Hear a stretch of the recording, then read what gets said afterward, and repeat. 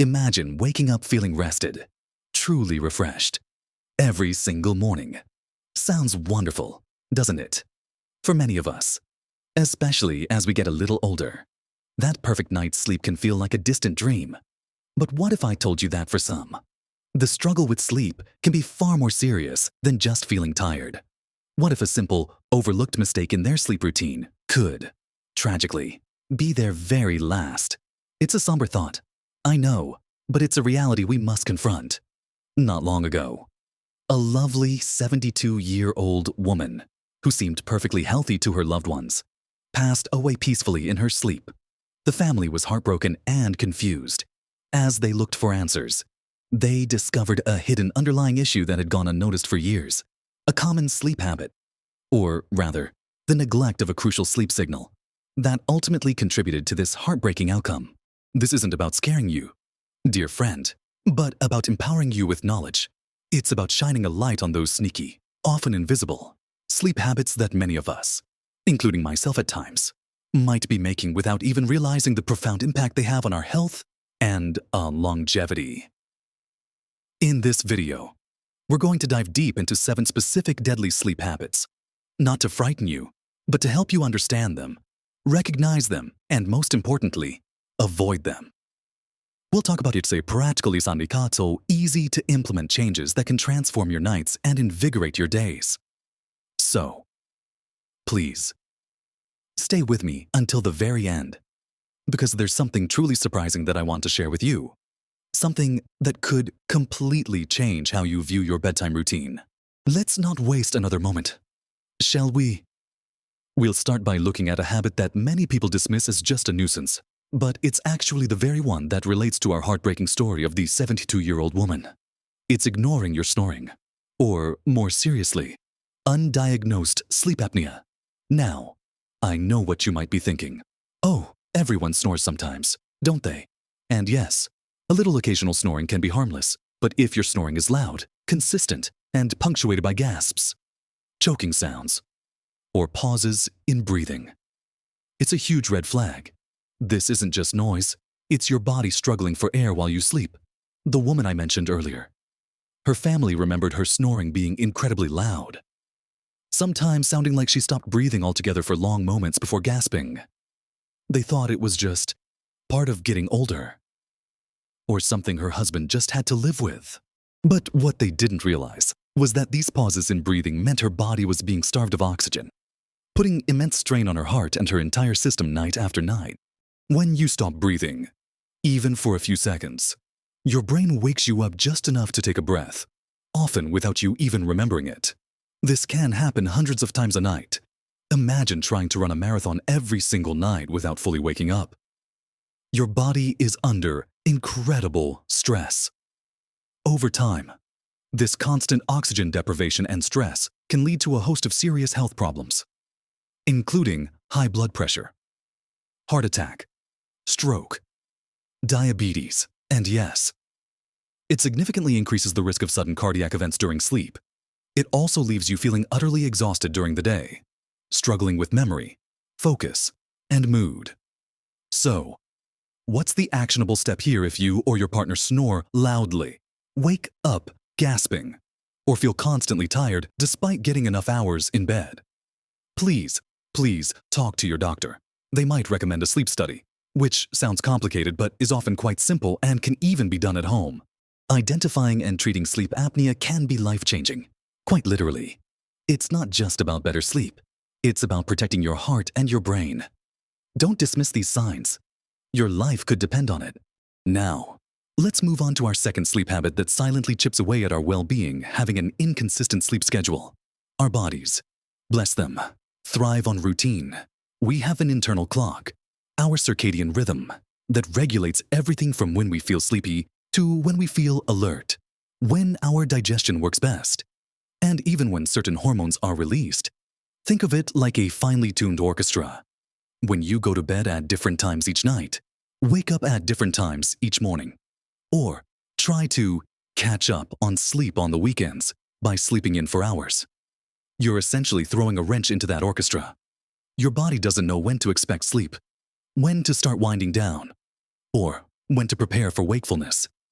This constant disruption confuses your internal clock, leading to fragmented, lower quality sleep.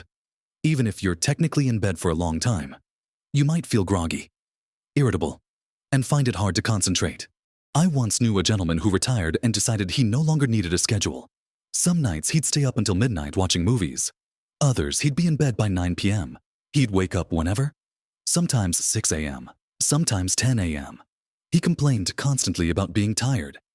Even though he was getting plenty of sleep, the problem wasn't the quantity, it was the chaos. His body simply couldn't establish a natural rhythm. The actionable step here is surprisingly simple, but incredibly powerful. Try to go to bed and wake up at roughly the same time every single day, even on weekends. Yes, I know. The weekends are tempting for a lie-in, but try to keep it within an hour of your weekday wake-up time. This consistency helps to set and strengthen your body's natural sleep-wake cycle, making it easier to fall asleep, stay asleep, and wake up feeling truly refreshed. You'll be amazed at how quickly your body adapts and rewards you with more energy and better mood. Now that we've discussed the importance of addressing snoring and maintaining a consistent sleep schedule, let's consider how our surroundings impact our precious sleep. So, with our internal clock getting back on track, let's think about what we're actually sleeping in. Our third deadly sleep habit is sleeping in an environment that isn't conducive to rest. This might seem obvious, but it's often overlooked. Imagine trying to relax in a brightly lit room with a noisy street outside and the heating turned up high. It's impossible, isn't it yet? Many of us unknowingly let these very elements disrupt our sleep night after night. Light, even dim light from a street lamp or a charging phone, can interfere with melatonin production, the hormone that tells your body it's time to sleep. Noise, from a ticking clock to a television left on, can fragment sleep, even if you don't fully wake up. And temperature A room that's too warm can make you restless, sweaty, and unable to achieve deep, restorative sleep.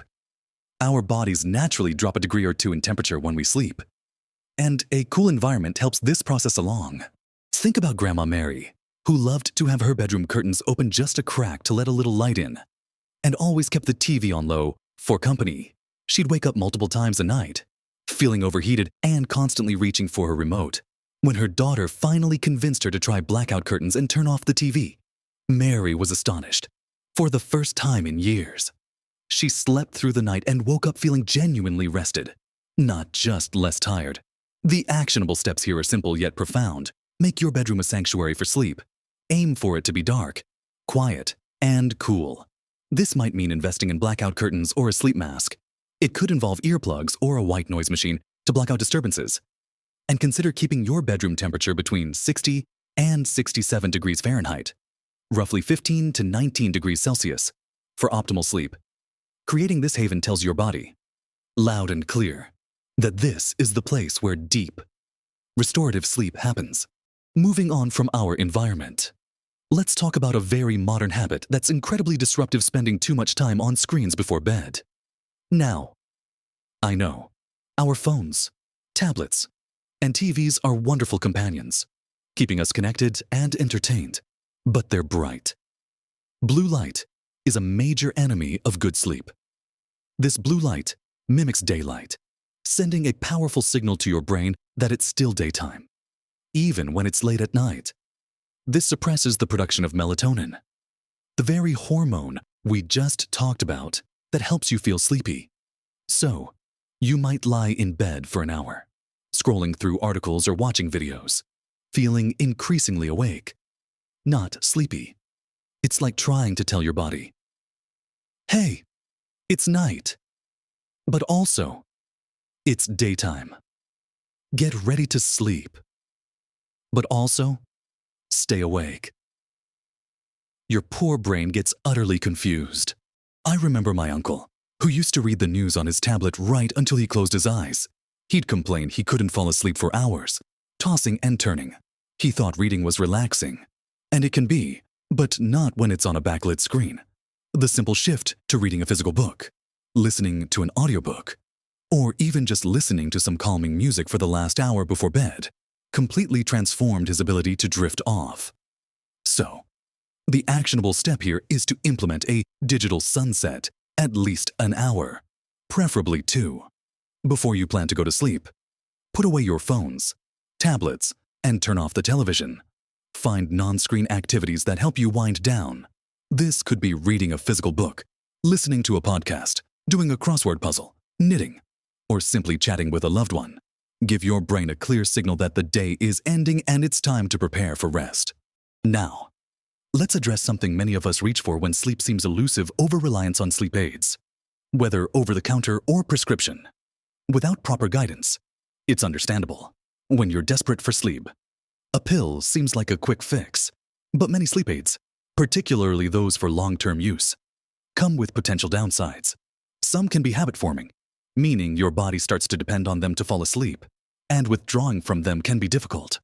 Others might leave you feeling groggy or disoriented the next day, a feeling often called a sleep hangover. They might also mask underlying sleep problems, like the sleep apnea we discussed earlier, preventing you from addressing the root cause of your sleeplessness.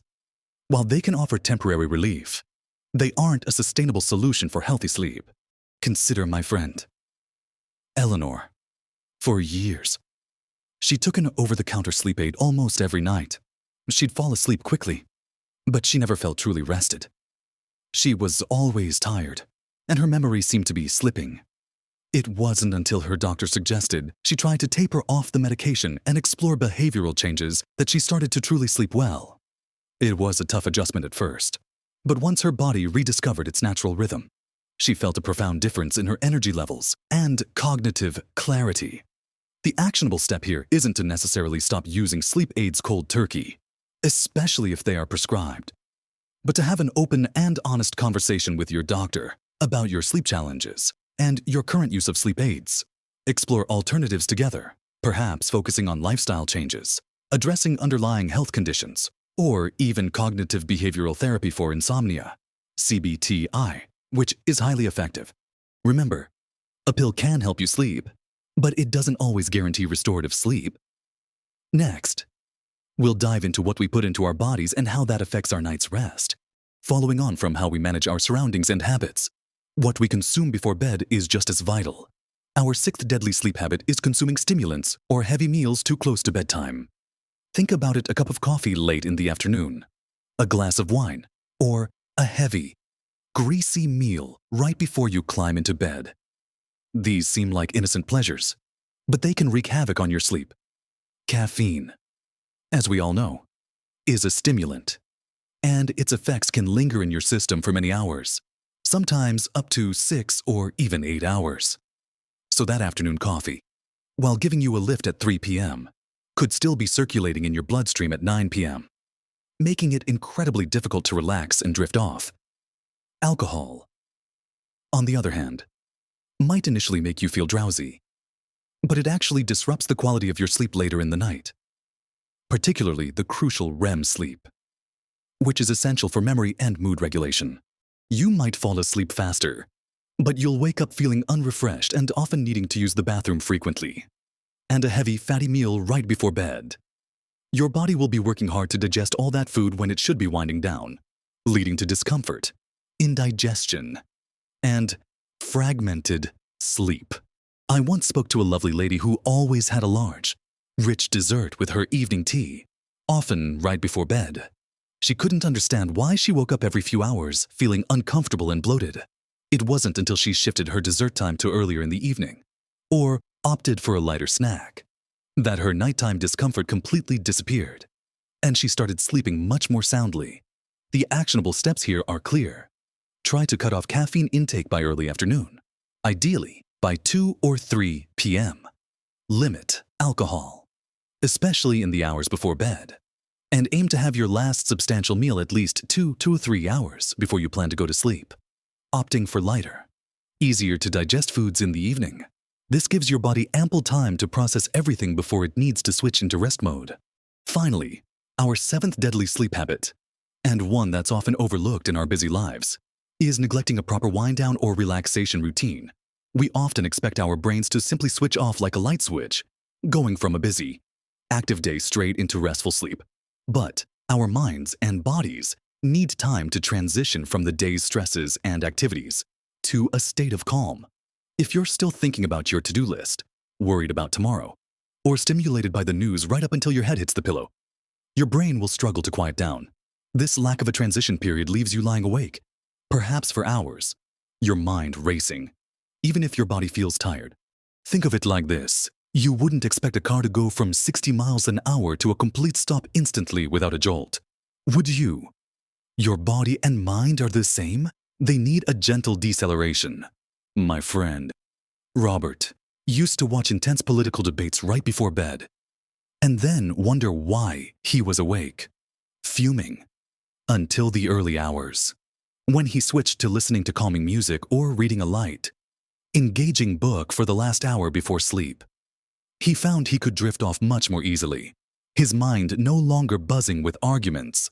So, the actionable step here is to create a consistent, relaxing bedtime routine.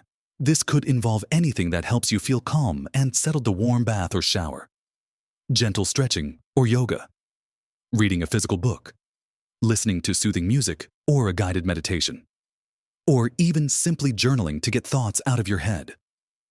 The key is to choose activities that are truly relaxing and non-stimulating, doing them consistently every night.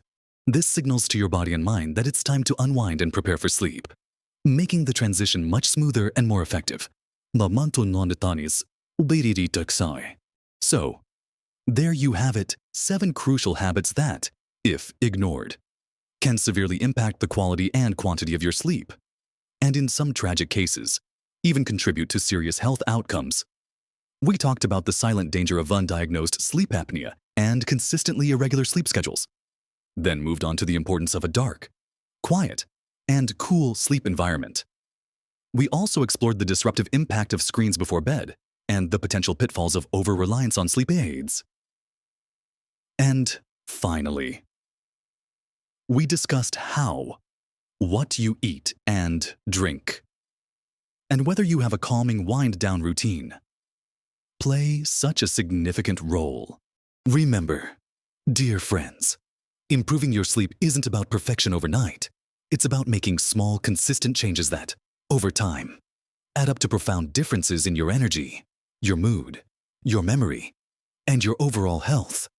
You have the power to transform your nights and, by extension, your days.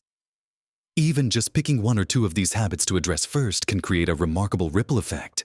Don't underestimate the power of a good night's sleep. It truly is foundational to living your best life at any age. I truly hope this conversation has given you some valuable insights and practical steps. I'd love to hear from you in the comments below. Have you recognized any of these habits in your own life?